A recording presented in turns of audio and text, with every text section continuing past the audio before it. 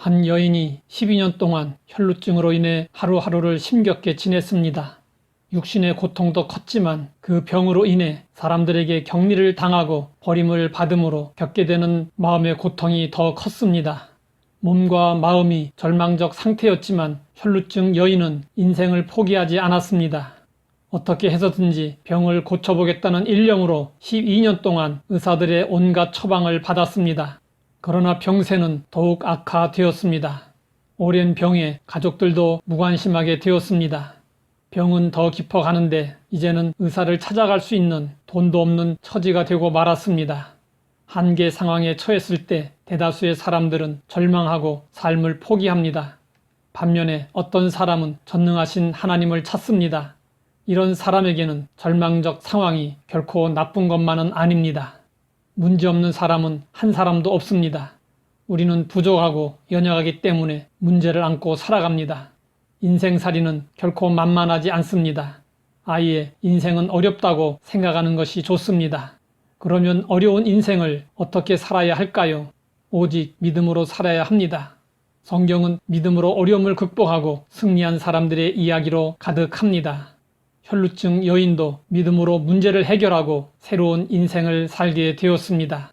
혈루증 여인은 예수님의 소문을 들으며 예수님의 옷자락에 손만 대도 병이 나을 것이라는 강한 믿음을 갖게 되었고 용기를 내서 예수님 앞으로 나아가려 했습니다.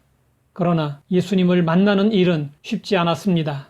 몇 가지 심각한 장애물이 있었습니다. 혈루증 여인은 현기증으로 잘 걷지 못했습니다. 그래서 집을 나설 때 가족들에게 제지를 당했습니다. 더구나 연약한 상태에서 군중 속으로 들어가는 일은 매우 위험한 일이었습니다. 군중 속에서 이리 떠밀리고 저리 떠밀리다 보면 예수님을 만나기도 전에 쓰러져 죽을 수도 있었습니다. 가장 어려운 일은 율법의 규정이었습니다. 율법에서는 혈루증 환자를 부정한 자로 규정하고 있었습니다. 그래서 성전에 나가지도 못했고 다른 공중 모임에도 나가지 못했습니다.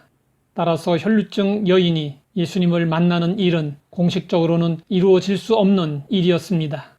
이렇게 혈루증 여인은 육체적으로, 법적으로 어려운 문제를 안고 있었습니다.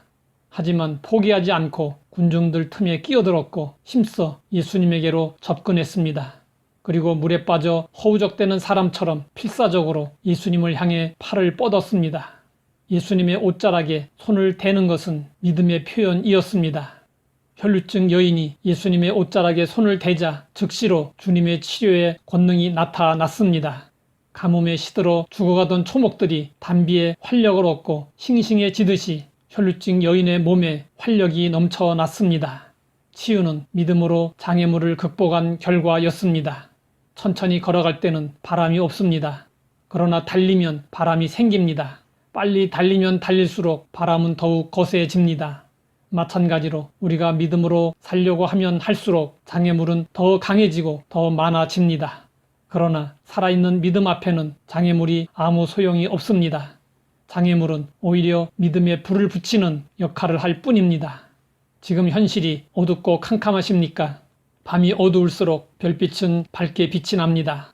마찬가지로 캄캄한 절망의 상황은 우리의 믿음이 빛날 수 있는 좋은 기회입니다. 하나님은 자비하시고 긍휼이 많으십니다. 절망 중에 나아오는 사람들을 받아주십니다. 예수님은 지금도 초청하고 계십니다. 수고하고 무거운 짐진 자들아 다 내게로 오라. 내가 너희를 쉬게 하리라. 우리와 동행하시는 예수님은 위로와 소망을 주시고 능력의 오른손으로 붙들어 주십니다. 하나님 아버지, 아무리 힘들고 어려워도 절망하지 않고 믿음으로 살게 하시니 감사합니다. 자비와 긍휼이 풍성하신 주님의 은혜를 힘입어 문제를 해결하고 승리하게 하옵소서. 예수님의 이름으로 기도드립니다.